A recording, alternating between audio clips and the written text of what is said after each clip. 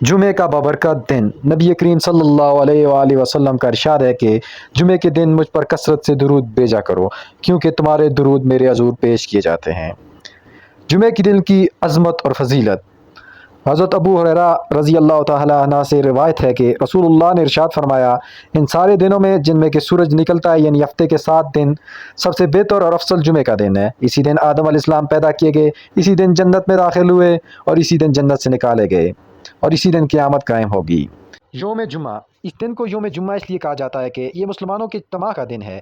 आसमान और ज़मीन और सारी कायनात जो अल्लाह ताला ने 6 दिनों में पैदा फरमाई, इनमें से आखिरी दिन जुमे का ही है, जिसमें इसकी पैदाइश का काम मुकम्मल हुआ। ये दिन अल्लाह ताला की ख़ास बरकतों और रहमतों का दिन है। इसलिए इस दिन बड़े बड़े वाक़यात अल्लाह ताला की तरफ से वाक़े हुए और वाक़े होने वाले हैं। इस दिन की इन्हीं खुसूसियात की वजह से अहम और शानदार इज्तिमाई नमाज के लिए जुमे का दिन मुकर्रर किया गया है।